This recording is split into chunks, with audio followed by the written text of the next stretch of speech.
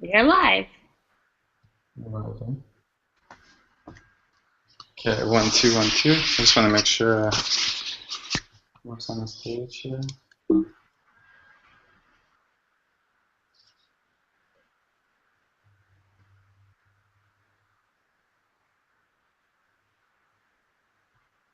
I wonder if it only starts when it says, did you put the time on it, Ariel? Like it's starting at rate at 11? It's starting now, and we're live now.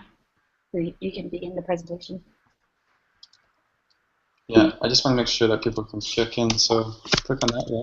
And then I'm live. You're live. 1, 2, 1, 2. Just want to make sure. Okay, 1, 2, 1, 2. I just want to make sure what's on this page here. Okay, there we go. We got it. All right. Hey everyone, I don't know if anyone's jumped online yet, but we're just getting a couple things together here. So I'm Jeremy Roger with Shandali and Nicolay. If it only starts when it says, did you put the time on it, Ariel? Like it's starting at rate at 11?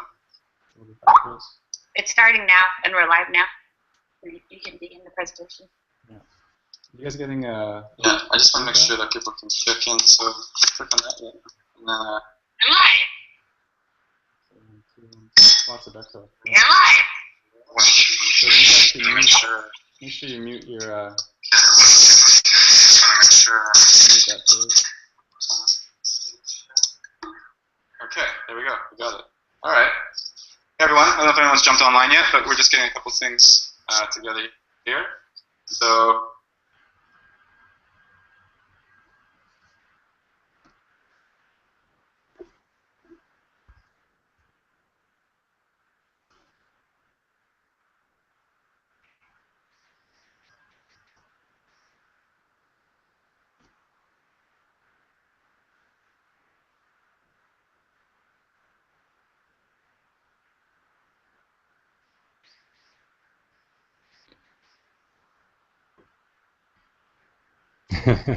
I'm getting a loop. I'm getting a loop here.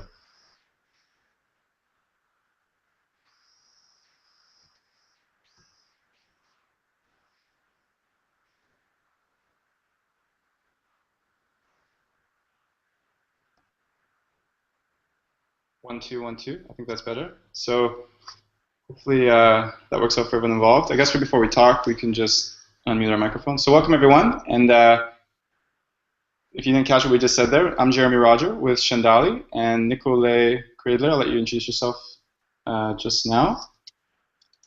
Hey, well, first of all, can you hear me? I can hear you. Yeah. Okay, yeah. awesome. Hey. I'm getting a loop. I'm getting a loop here. Yeah, it's funny, it loops around. So hopefully that doesn't end the live. It might just be for us because we have the back end. So yeah, and so everyone who's online right now today, just a couple of things, check bookkeeping. You'll see at the bottom of the page here, there's a chat box that you guys can sign up for with Facebook. That's better. So hopefully that works out for everyone involved. I guess we'll unmute our microphone. So welcome everyone, and if you didn't catch what we just said there, I'm Jeremy Roger with Shandali and Nicolay Cradler. I'll let you introduce yourself just now. Hey, well, first of all, can you hear me? I can hear you. Yeah. Okay. Yeah. Awesome. Hey. I'm getting a loop. I'm getting a loop here. It's funny, it loops around. So hopefully that doesn't end the live. It might just be for us because we have the back end. So yeah, and so everyone who's online right now today, just a couple of things, check bookkeeping. You'll see at the bottom of the page here, there's a chat box that you guys. Okay, try this again. And you guys can sign in at the bottom with Facebook and comment there, so we can test that a little bit if you guys want.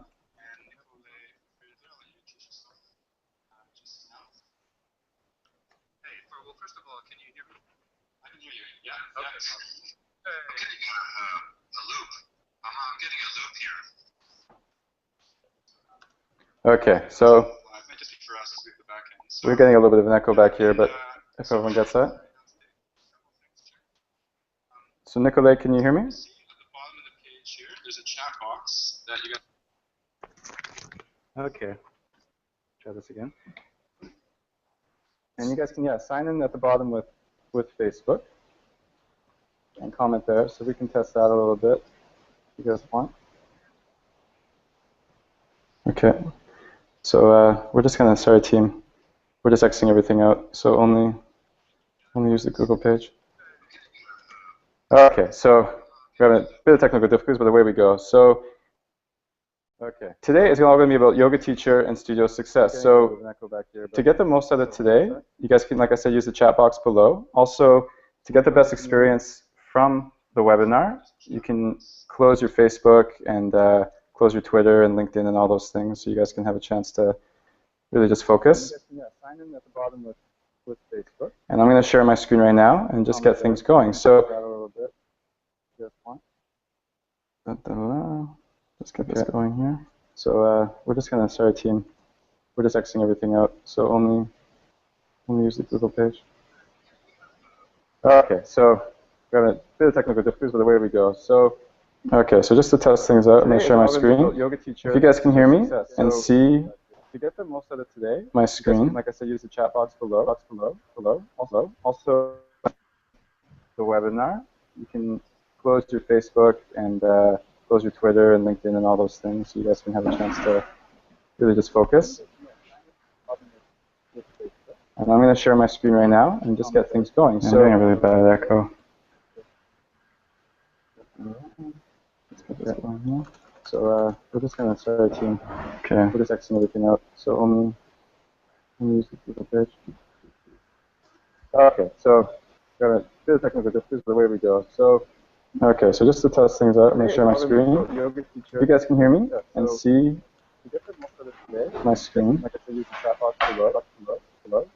Also, the webinar, you can close your Facebook. Hopefully not everyone has the same echo we have, but okay, so where we go. Really just focus. So Yoga Teacher and Studio Success made easy, advanced techniques. So we're Shandali with Nikolay Kriegler. And so my name is Jeremy Roger, and founder of Shandali, and we help yoga teachers create financial success by delivering reliable retail products to resell, and by navigating through the often confusing world of educational material that helps you improve your industry skills. And Nikolay Kriegler, I'll let you introduce yourself there. Can I mute your microphone? Sure. Can you hear me? Can you hear me? Yeah. Awesome. So I'm a business consultant in the holistic space, which means I focus on practices small businesses that are involved in helping other people, and I help them accelerate their business, discover where their potential is, and those kinds of things. My name is Jeremy Roger, and founder of Shandali, awesome. And we help yoga teachers create. Yeah, I'm just going to do one final round, making sure nothing's open here, because there it is right there. That was my fault. Okay, I think we're good to go. Okay, so yeah, Nikolay, how about you tell us a little bit more about yourself? Like, where are you living now, and where have you been from the last 25 years? Well, actually, right now I'm in California. Just got here on Friday. I'm based out of Ubud, Bali, which is kind of like a little world center of yoga. Did yoga teachers go? Taught some, but not a lot. Always pulled into the business world, and enjoy helping people build their business, excel, do things like that. Right now I'm sitting here in beautiful Mill Valley, down. Wonderful fresh air, lots of air. Yeah. So I just to give you guys some background, I first met Nikolay in Ubud, Bali last year, or maybe about a year and a half ago, and Nikolay he's kind of well known in the community there as being the go-to business coach for yoga. I guess everyone in the health and wellness space, like Amy Rochelle is one of your clients as well, eh? That's right. Yeah. Cool. All right. So jumping on board here. So today is going to be all about how do I become a financially independent yoga teacher. So Nikolay, I'm just going to kind of go through the slides, and you can work it, and I'll just throw some questions up as they come along. I know you got some great content ahead to hear, so jump into it. Absolutely. And if people have questions, there, I guess everybody can go into the chat box and type in their question, and we're happy to talk about that. Great. Yeah, and if you guys can't figure out how to work it, you can always just comment in the Facebook group. There's an event with the same title, Yoga Teacher and Yoga Studio Success. You can go in there and type in there if you want. So yeah, take it away, Nikolay. Okay, so we have about an hour here to talk about how to be successful as a yoga teacher. That's the bottom line. Is how do you make ends meet? Now, if you just started out as a yoga teacher, you might not have experienced it, but I'm sure if somebody's online who has had a couple of years under the belt as a teacher, they've noticed that it's pretty difficult to make a living as a teacher. You just go into class and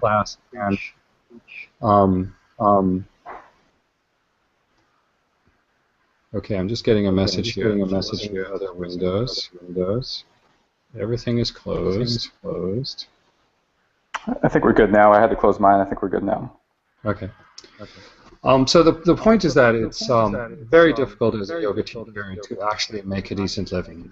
You can do the math of how many students do you need to teach, how many classes do you need to teach every day, day in, day out, 5 days a week, in order to make enough money to support yourself and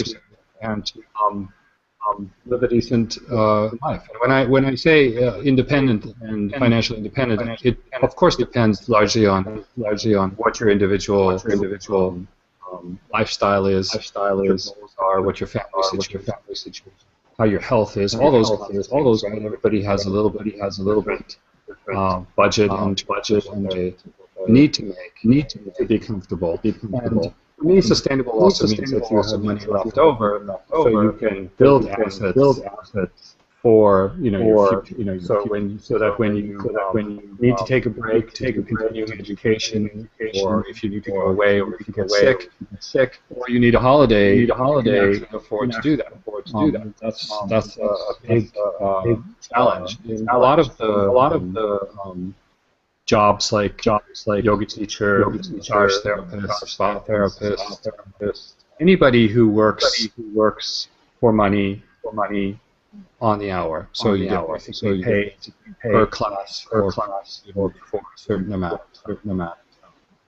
So financial success really means pay your bills, debt free, have enough money to cover all needs such as insurance, education, and I want to emphasize that again, to be able to build assets that will sustain you when you're not able to income. So we're going to talk about a couple of steps to get to that point today, and give you a little bit of a map, a plan of how to get there. And there's probably some shift in mindset that's needed. I want to just go out on a tangent here a little bit. A lot of people who work in the service industry feel that sales and selling and marketing and advertising and all those things kind of contradict philosophy of what yoga or service resembles or represents. So they're reluctant to basically presenting themselves as like and will provide a good service. And typically that is not enough. And my deeper understanding more into detail is that you're actually doing a disservice if you do not take advantage of communications channels and you're not taking advantage of being able to reach out to people and share what you offer. So if they don't have access to you, they don't know that you're there, they don't know what the benefits are providing. They're not going to connect with you, and they're not going to be able to access that value. So Nikolai, I just want to bring this up because that's something I also went through in my life. It was kind of a hump I had to get over at one point. So where do you think people pick those ideas up originally and hold on to them? Yeah. That's a good question. I mean, it just seems like there's certain consciousness that gets passed down from teacher to student, and it's an interpretation of the philosophy. And I don't know that there's in any of the trainings that I've seen that there's really a focus on that. So all of the communication with the student about the postures, about the adjustment, about to class and things like that. But nobody really pays you're going to make a living. You want to actually make some money here.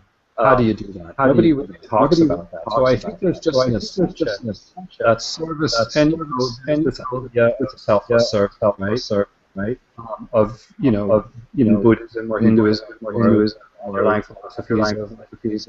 Yeah, I'm just going to be a monk. I'm going to go out and serve the community and bring peace to the world. And that's great, right? But if you cannot sustain yourself, you're not going to be doing that for very long. That's the challenge. Yeah. Okay, absolutely. So how was it for you? Where did you? I mean, if you say you were on this path and you had to kind of transcend out, how did you start out? Well, like in my case, because I came from a pretty, I was in the spiritual communities and health conscious communities in Europe, and I remember at that time in my life there was kind of this resistance. I remember to money and success and a lot of the business, a lot of things related to business, and I remember when I made the decision, because I realized over a few years that, most of the communities that I'd been a part of or the people that I admired, like a lot of them were crippled financially or handicapped just because of a few things they believed, right? And so when I turned my head a different way, I had that intention. I was like, okay, well, for sure, I can still bring these values and this kind of lifestyle and goals I have into a different arena, but I remember it being a bit challenging. It was kind of like shedding a layer of beliefs, and there was definitely some momentum that I had to work through that was going in a different way, right? Yeah. Well, money is just an instrument, right? It's just really a tool. If you can, and it happens. Obviously, it's a lot of evil is being done with it, right? A lot of damage is being done with it, but that doesn't have to be done. Exactly. Yeah.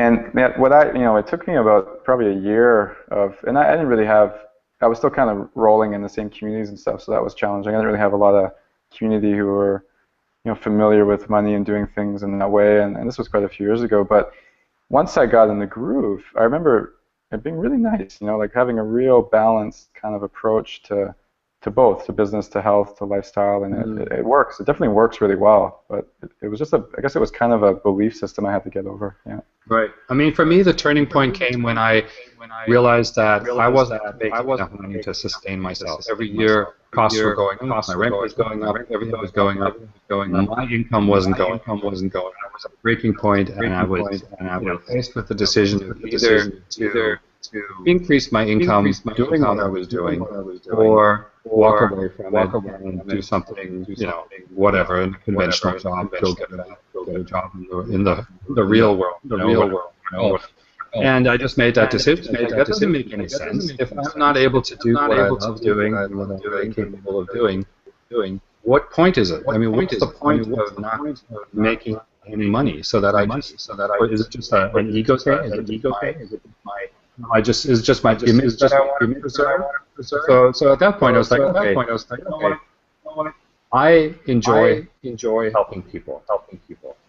People seem to get a benefit of so I'm going to go ahead and charge as much as I need to charge and do what I need to do to make that income happen, so that I can continue that. That was just the point. Yeah. Absolutely. Okay, so on the next slide here, so today, understanding all these things and getting a plan for immediate action. So I'll just jump into this, and then you can kind of go through it. I guess you talked about this a bit here. Yeah. So important, right? Your expenses are not just what you have to pay today. It's what you have to pay in the future. It's like if you want to have kids at some point, if you want to go on a trip, if you want to continue your education, take education off every month, you got to budget that. You got to budget that consideration. Yeah, bringing it together. Okay, So, all right. So so what with that understanding and with people, because I think it's a big challenge for we see a lot in Bali. It seems like every other person who rolls through there has got that same issue. And for you and your work and the the approach you've had in helping people, whether formally or informally, what's the path? Like what's really been the toolkit and the steps that you've helped people with? Well, I think the very beginning, the very basic is that you have to create financial goals. You have to basically say, this is how much I need to make, this is how much I want to make. Break it down into this is how much I make per month, how much I need to make per week, how much I need to make per day. The smaller you break it down, the better you have a handle on. Or the easier it is to wrap your head around it. So if you say, well, I need to make $1,000 a year, that's a lot of money to look at. Whoa, I'm never going to make that. But if it's $5,000 a month, or $1,200 a week, whatever 5 divided by 4 is, and then $150 a day. You say, okay, I make so much class, so much. Realize that, okay, if I want to make $150 a day, and I'm only making $100 with my teaching, with my classes, I need to make $100. Right? I have this deficit. I have this balance that I need to fill. And that's where I need to start. I have a clear understanding of how much I need to make. It enables me to make a better plan what I need to do. And we're kind of getting into different categories. So that would be my first step. And so how do you recommend people do that? You like write it down on paper or in Google Docs or? Whatever works for you. You know, you doesn't have to be high tech. You can take it. I like paper. I still like paper. I take a piece of paper and I just write down all my expenses. Maybe if I pay most of my stuff by checkbook, and I say, okay, every month I pay rent, I pay gas, I pay my subscription to Yoga Journal, or groceries, and then I have a bunch of numbers there, and I add that up and say, okay, my cost of living is that. That's how much I actually need to do every day. And then once a year I go retreat for 3 weeks. That costs me $89. I buy $50 worth of books. I have a coach that I pay. I go to yoga classes. It costs that much. And so I have a kind of a monthly cost of living, a yearly budget of all these things that are kind of outside the necessary. And then maybe as a third category, I say, well, I want to buy a new car or a new bicycle or a new rickshaw or whatever it is. I want to get a new computer. Every 3 years or so, I have to get. It makes sense. So that's going to cost me another $2,000. It's like that. So I add it all up, and I get X amount here. That's going to be a yearly budget. Yeah. Right. Very simple. And and don't be conservative. Generous, because typically never on the low end. They always go on the high end. Yeah. And by the time you publish it, it's probably gone up 20% or something like that. So generous and just okay. Looks like I need $1,000 per year. I mean, these are very different for depending on where you're staying, right? I pay $400 a month for a house, right? In Bali, and I pay $2,300 for a one-bedroom studio. Yeah. So, completely depends on where you live, where your lifestyle is. Do you have dependents? Do you need health insurance? Do you think, are you older, younger, all those kinds of things. Awesome. Does that make sense? Yeah, absolutely. Very clear. Easy enough to do. Yeah, I do all mine. I use Google scary, Sticky. right? Hey? It's scary. I mean, it's like you have to sit down and actually put that number on a piece of paper. You're going to go like, holy cow, that's a lot of money. I know. Well, I remember when because now I'm in such a habit of doing it, but I remember the first time I did that, I was back in Canada, and it's like, it was crazy. It was just like, I've never done this before. I never really thought through all these things, but now my Google Docs spreadsheets and everything are just, they're it's pretty intense. But yeah, that's after a few years, right? Yeah.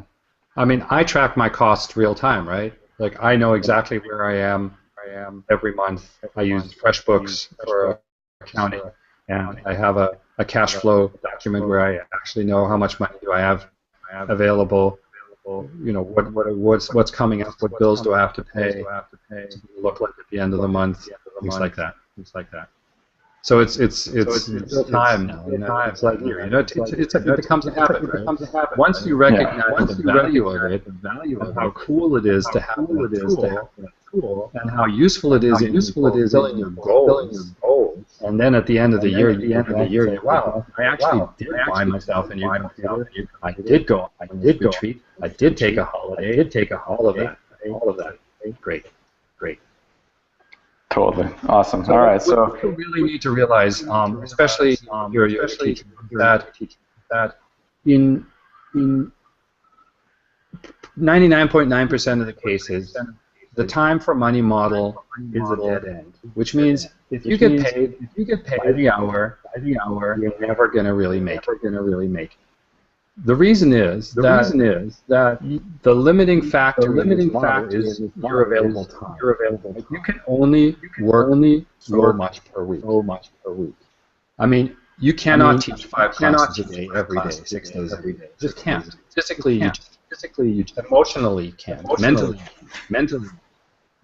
Everybody has a different level of capacity to do that. And when you're starting out, you do that, right? When I started out teaching, I actually teach every day, a couple classes, no problem, right? But then after a year or two, you're like, this is challenging, and your classes are full. This depends. So here's the first tip of action. If somebody is getting paid by class, and not by students, they should go and renegotiate the contract. Because if they get that's like working at McDonald's or something like that, right? You're getting a fixed price, doing X amount of classes. You can't afford that because otherwise you'll be burnt out. You have a very limited making any money. So you need to go back, renegotiate that contract if you're working for a yoga studio. I want to be paid by student. Because that way you have an influence on how much you earn. Because then you can work on attracting more students. The more students you have in your class, the more money.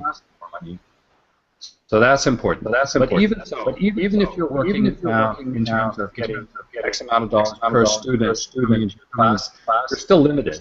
Because your class size is going to be the room, by, how many people you can attract in that space, and then how many classes you can facilitate. So that's really the limitation.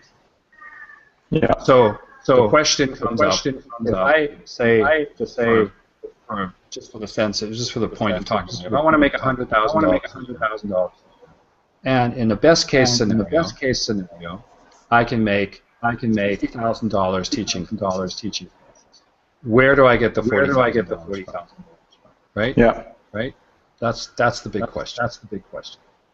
So there's a couple of ways of doing it. But before we go into that, what I would recommend everybody to do. So here's the formula for success in this business. If I can solve a persisting problem of my clients better than anybody else, I'm going to automatically make money. Yeah. In other words, if I have a solution, I offer a solution to a problem that's large enough in the market that I'm catering to. people are going to stream to me to get that solution. There are a couple of things that we need to do to make sure that that happens. But at the end of the day, that's the core, right? So let me give you an example. Very simple. If we all know one of the most common ailments for people is neck and shoulder pain. Keep it really simple.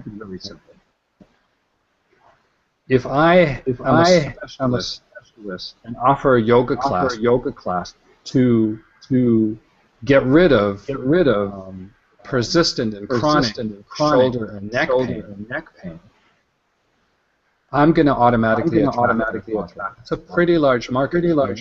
Right? And there are probably some other people who are offering similar solutions. So if I can prove that with fairly little effort, fairly little investment, doesn't cost people a lot to go to a yoga class, and I can permanently solve that problem. I'm going to be in business.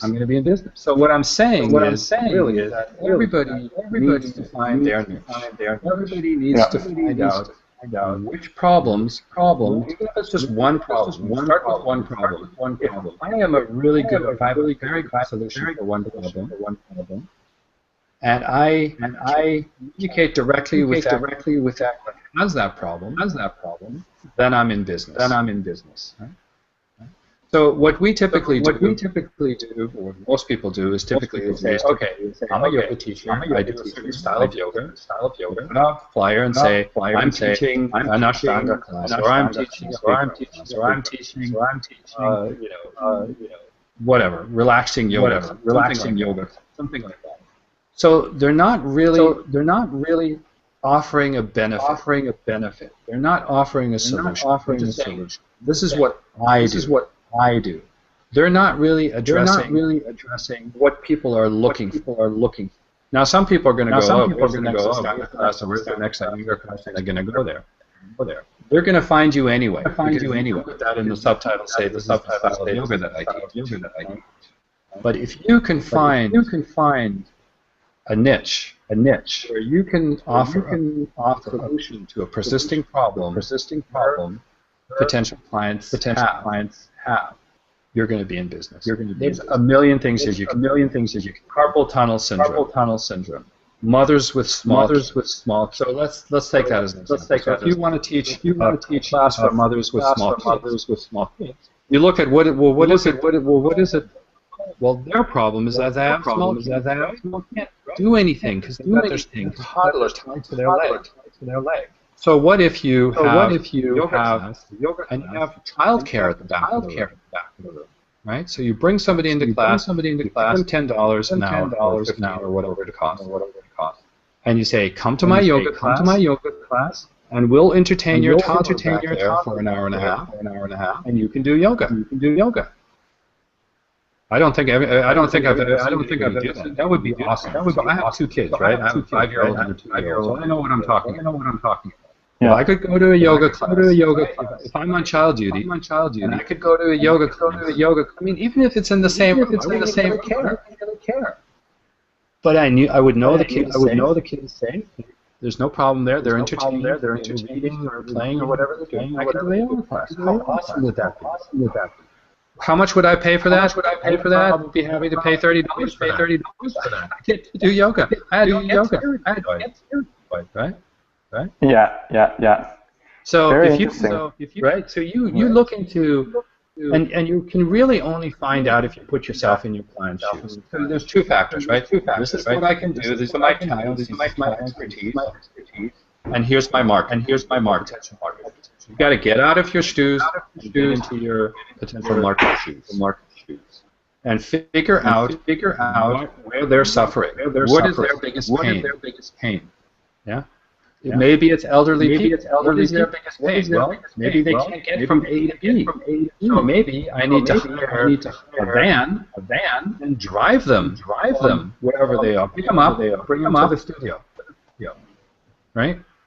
It's fairly easy. You just people and say, well, would you if you could have a solution to this problem And it's not only physical, right? There's social, it's emotional, there's all kinds of things that people.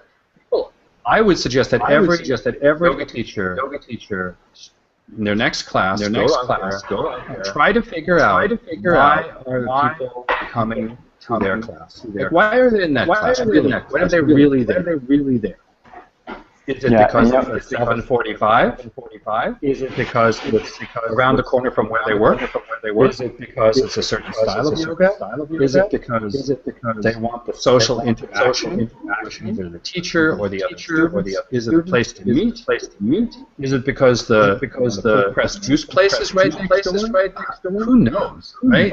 There's a million possibilities. But if you know why people are coming, and you can crack that code and you can figure that out, then you know yourself. Then you know how to get yourself out there. So yeah, this is really so key. Part. Figuring out what you can draw. So do you have any good questions that the audience could ask? Because one question that's always worked for me really well, and I always think about, is asking folks, hey, what's your biggest challenge? Or like, what challenge do you have that brought you here? Or like figuring it out, like what is the issue, right? Like what's the pain point that this person has that they're attempting to resolve? Exactly. Yeah. I mean, you can just sit down with people. Yeah. I'm more a friend of quality than quantity. Right? I mean, some people do give out a questionnaire and get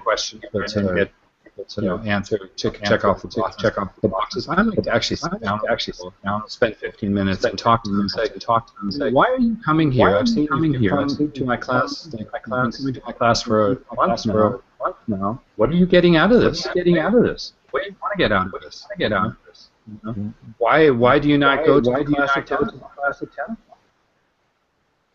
So sitting down, and you'll probably you sit down with a couple of people, and you'll see the pattern.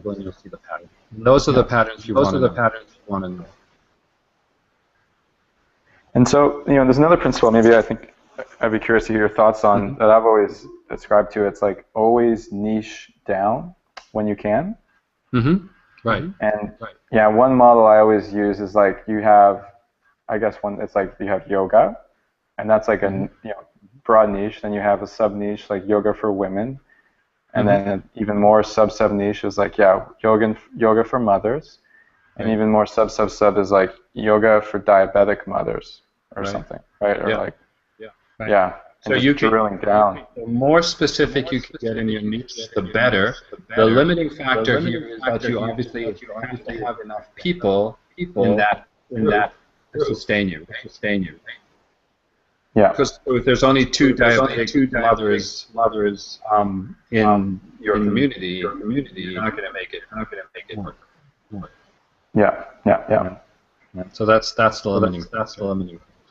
But yeah, I would start as low as as high on the ladder as possible, and then broaden your scope, like broaden it to include rather than the other way around. Yeah. Okay. So this is defining your target market, like what you're doing, niche in your target market. Go what you're offering. And you know who you're talking to, and of course you need to talk to them, right? Which is one of the things that a lot of people in the holistic space don't do, is they don't reach out. They kind of sit there in lotus and wait for people to show up, and that's of course not going to work. So you have to reach out and get people on your list, build a mailing list. Build a phone list, whatever you can use to communicate with them on a regular basis. And you have to maintain. I think the biggest mistake that most people make is that first of all they do not capture their audience, so they don't know who their students are. And second, bigger mistake is that they don't communicate. And then they're surprised. Get smaller and smaller, or they have to spend a lot to get new students. So the way you retain besides offering quality work, their problems, and being a nice person, is to communicate with them, to keep them, keep reminding them of the potential that they have and the solutions that you offer. So this is not about writing every day and saying, hey, come to my class. I'll give you 20% discount. I'll give you 20% none of that. The way you build a relationship with your clients is by delivering value, by continuously delivering value, something that people look forward to. Let's say, as example, just use a newsletter, right? We all get tons of emails, yeah. There's probably only 5 emails that I look forward to. Where I know I'm going to enjoy reading that because it's going to give me something. It's going to give me value. Now, as a yoga teacher or as a holistic professional, and often yoga teachers have other qualifications, right? They have some experience in another space. It's not necessarily first. If I can find, I can give to people for free. On a regular basis, I will develop a very beneficial relationship with these people. And then when it comes down to, for example, wanting to do a retreat, or invite them for a workshop, or do some kind of special event, or something like that, I have this list of hundreds and hundreds of people who look forward to my communication, who are going to show up for that. That's the goal. It's not about selling time. It's about developing a relationship.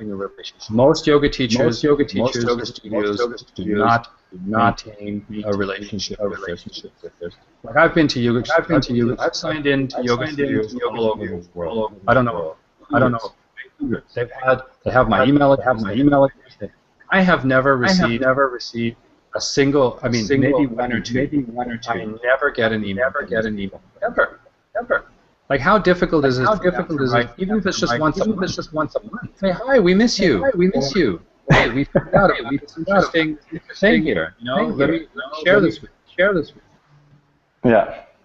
Nobody does it. Or happy birthday. Why not? Why not be a little more personal and say, the most, this is a different topic, but I think the most successful car salesman ever was a guy who simply wrote handwritten birthday cards to his contacts, not even his clients, to his contacts. And he did it for year after year. And they analyzed that, it took 7 years or something like that. But when the client came to that point, and I think he was selling Mercedes or something like that, so when they actually got to that point of being able to afford that car, they went to him. Very easy. How much effort is that? Right? Nobody does it. So back to yoga. But that's the point. Yeah, I totally agree. Like I'm shocked at how little.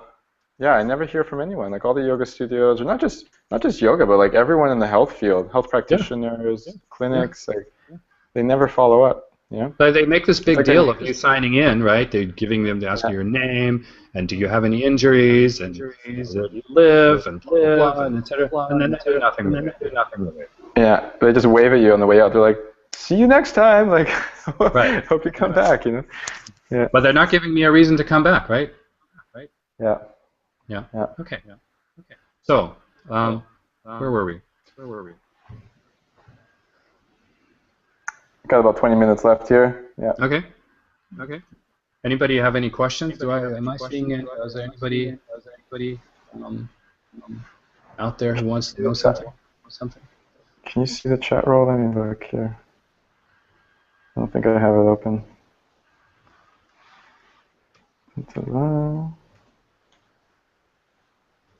Okay, so we've got figure out your niche.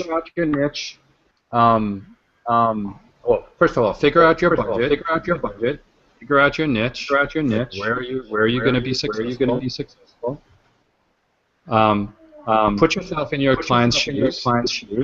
Figure out what you want.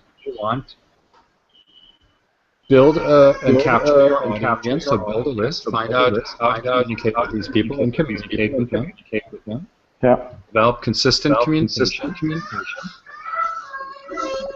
And then the best thing you want to do as the next thing is figure out if my classes are now full, I can take maximum 40 people, 2 classes a day, 5 a day, and I'm still $40,000 short, right? What do I do? So can we go to the next slide? Some more stuff on there. Yeah.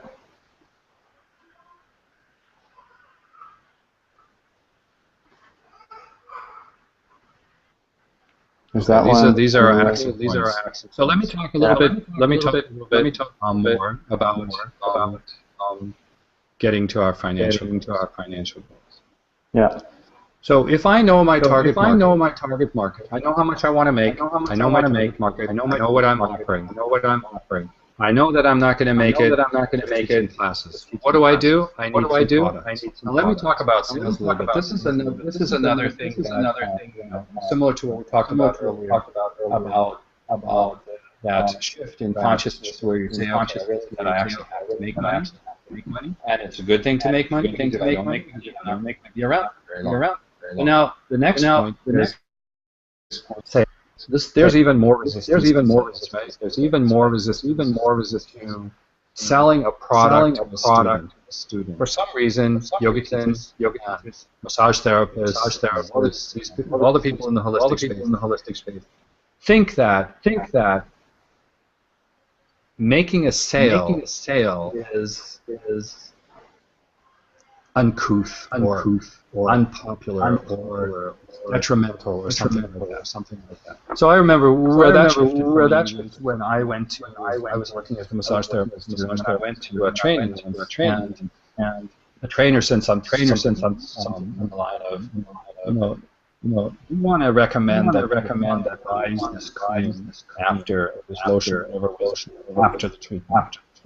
And I was like, no, I'm not going to sell your cream. You just want to make some money. That's cream. You just want to make some money. That's a healer, right? And he said, well, if you don't offer this product, you're doing your client a disservice, because this cream is going to actually remind them and is going to extend the value of they're going to feel use this cream. Not only is their skin going to be nice and soft, but they're also going to get into the mental space, and they're going to remember how it was, relax. That was the whole point of what. And I figured thought about that for a while, and I realized that yeah, this is actually true. And then he said another thing. We all know that this is valid for yoga, right? We all know that doing one session is good. Doing one class is good. But if you do 2 classes, it's better. And if you do a class every day, it's even better. And so if you're not encouraging your students to come back every day, figure out what the ideal schedule is. If you don't encourage your students to come back every day, you're doing them a disservice, because how are they supposed to know? Right? They don't know what's good in that sense. So you make at the end of the class, I never hear I want to see you tomorrow. I want to see you back here. Because if you come back tomorrow at 7 o'clock, you're going to double the benefits of what you achieved today, and you're going to maintain that over time. Come every day at 7 o'clock, right? Right? Yeah. And so the same thing goes for products. And now we're getting into a space where we where we actually want to think about how do we get the additional revenue that. So the one thing that yoga teachers can do, very few do, is to actually offer products, services that support the process that the students are going through. Right? So I know, Jeremy, you have a couple of things that you're gonna talk about at the end. But I really want to encourage teachers to think beyond their teaching part, right? And say, if you want to make additional income, you can do a lot of things. You can write books and sell those books. You can buy products wholesale and sell those products to your students. Because your students rely on your recommendations. They rely on your experience. They probably don't have access to the things that you have access to. They don't have the time to source them. It's too difficult. Where the heck am I? The only thing I usually can buy is the that's the only thing I can usually get from a yoga teacher. And that's even difficult. But there's so many other things that help student have more benefits from their class and have a better experience in their class. And I feel like it's an obligation really that yoga teachers provide that, right? So that's one of the things. The other big thing, obviously, teachers can do is to run retreats. Right? That's a group or workshops, whether that's an international workshop, a local workshop, a 2-day workshop, a 2-week workshop, a yoga teacher training, a million different things you can do. But everyone should be doing that. You have a captive audience. You have people who are coming for a particular solution. You can take them to a deeper level by doing or a workshop or a 3-hour workshop. And the financials of that are much more attractive than teaching classes. So I have a couple Jeremy, before you get into it, I have a couple of action items that I'd like to recommend to people. So the first thing I already mentioned was paid per student, not per class, right? If you're getting paid per class, it's not going anywhere. Limit yourself. Stop thinking that service means being poor. Start retailing products. Find things conducive to your work, and to your class. Offer them to your students. Sure that every student has one.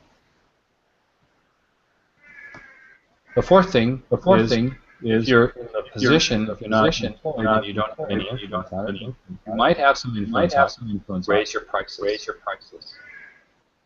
The reason I'm saying that is every increase in price, if you're getting paid per student, or per class for that matter, is going to fall through to the bottom line. What that means is that it's additional income with no expense associated. And most people are afraid of raising because they think that they're going to lose clients. But the reality is, if you raise your prices, a significant increase, you do not lose students.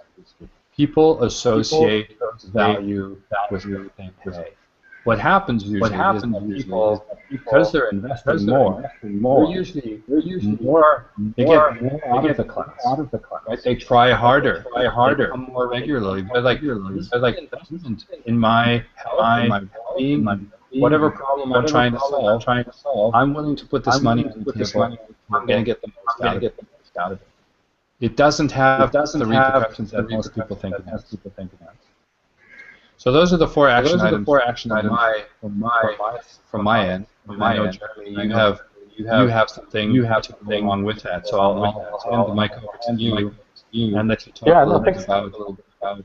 Yeah, thanks, Dr. Bay. No, I just want to elaborate on that point you made because I think it's really true when you say that people trust their yoga teachers. And my experience has always been, and I know a lot of my friends as well, that people really look up to yoga teachers. It's like, wow, here's someone who's really done a good job of taking care of themselves emotionally, physically, spiritually, and I think people aspire to be like that. And so you're totally bang on. Like, if there was a variety of things that this person was offering besides, just yoga classes, people go to that class for a reason. They trust this person. They want to learn from them. Like, it doesn't even have to be, books. It could be they could sell herbal things. It could be clothing. And actually, an interesting example is Lululemon.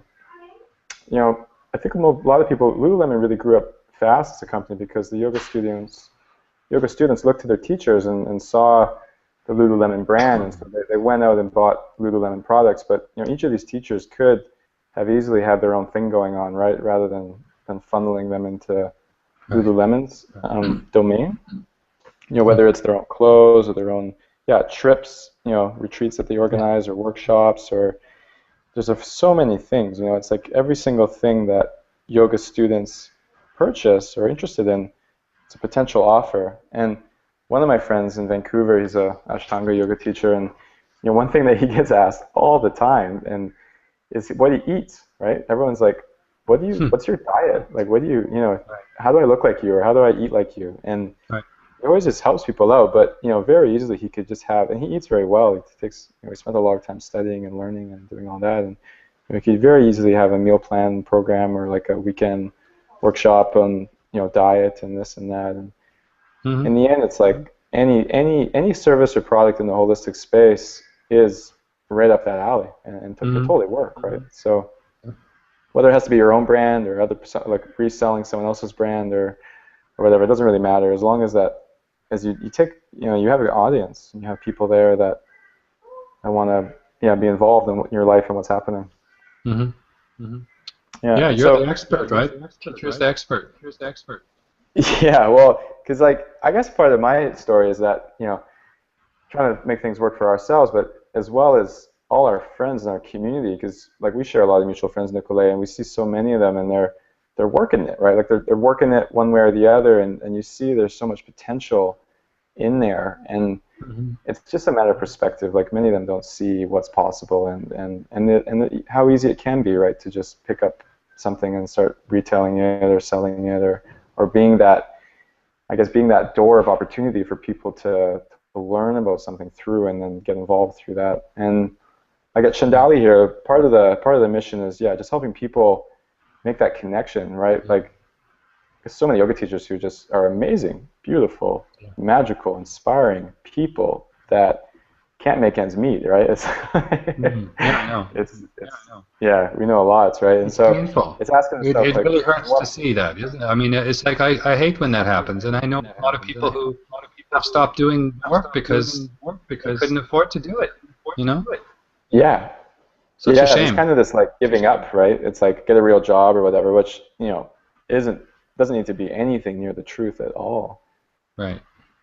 About expanding the horizon, and so like at Chandali here, what we were talking about today and helping people out with, because what we've been experimenting with is, here's one testimonial we got from a girl. She was cool, actually. They have a studio up in New Jersey there, and same thing. She was just teaching yoga. They had a studio going, and we got in touch, and I think she met her at a festival actually, and so we sold them some towels, and then they've been buying them every couple of weeks now and selling them to their students. So that worked out for them pretty well, and we're pretty happy with that. But at the end of the day, it's like, what things can yoga teachers and holistic practitioners add to their retail space that makes sense for them and that works, right? Because we sell stuff on Amazon, and people are going to buy it on Amazon anyway. But if they're going to walk out of your studio and buy it online, they might as well just buy it from you because they trust you, and it's a great service, right? All around, and people are really happy to support one another. It's funny when you have sometimes you meet people and you're like, wow, I wish I could get more of you, get more of your time or get more of your products. And there's that whole phenomenon which I don't think is really commonplace knowledge in the holistic space, because it's always like, oh, I don't want to overdo it, I don't want to put too much on this person's plate. Anyway, so what today, it's kind of, so me and Nicolay have been teaming up and thinking about these questions, like how to help yoga teachers and holistic practitioners take it to the next level. And so one thing, we have an offer out for these yoga towels. They're hot yoga towels or for beach towels that, wholesale when you buy them, they're $19.50 each, and you can sell them for $30. So when we sell them to our wholesale customers, they buy them for $19.50, so it'll be $117, and then they retail them for $180. So that works out pretty good. And then with Nicolet, it's the business stuff. It's like, how do we add in new services, new offers, new, I guess, retreats or things, or how to make it work, right? Because it's no fun seeing people with a strong vision, like I want to do this, whether it's massage or yoga, and then eventually bow down because they can't make it work, because it shouldn't have to be the case. So Nicolet's got 2 great books out that I've read, and some of the content we talked about today, but there's a lot in there. Successful Yoga Teacher and ebook, and how to hold a really successful retreat. So it has the 2 bonuses. And then the next thing we're doing is we're going to have a Facebook group. Nicolet, are you part of some business Facebook groups online? Like masterminds? Yeah.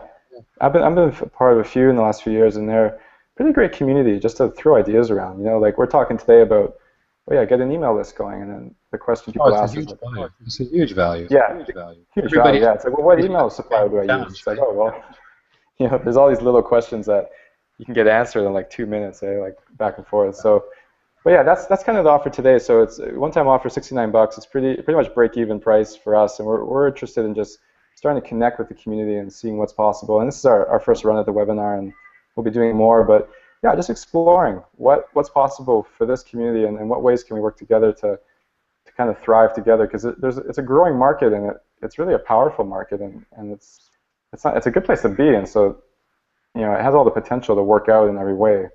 At least it's been in my experience, and Nicolet in his life. And so we know that with just a few skills and just a few changes, like you can see big changes in your annual finances and what's possible. And I think the other point, because when I had a fear at first when I was getting into finances and money and all this stuff, that I'm gonna lose something, like by doing that I'm gonna lose like part of my spirituality or my emotional life or whatever. But it was funny because it was actually the opposite. It just kind of amplified what I was doing. Like suddenly I could go and visit all the teachers I wanted to see, and suddenly I could like host the events or keep learning more, right? So I guess that's really the vision there.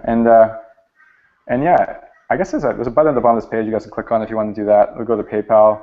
And otherwise, send us any questions you have. And me and Nicolet are always around, and we're actually really curious and really excited to hear more about what your biggest challenges are. Because just as you guys are going to be asking more about your customers, where they're going from, we're really curious what's going on in your guys' lives, and what ways we can help out, right? Like, what are the big questions and what are the big challenges that we can think about with you and try to solve together?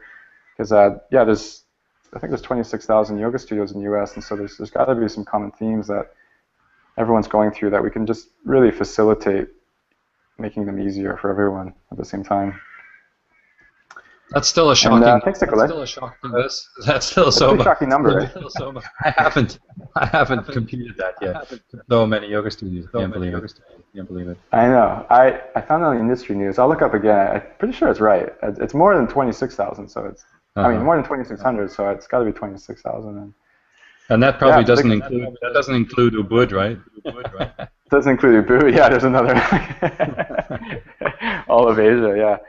So, okay. Well, Nicolet, thanks so much. I appreciate your time. And, this was really fun. Awesome. Thanks, Jeremy. Thanks, everybody. All right. Ciao, everyone. See ya.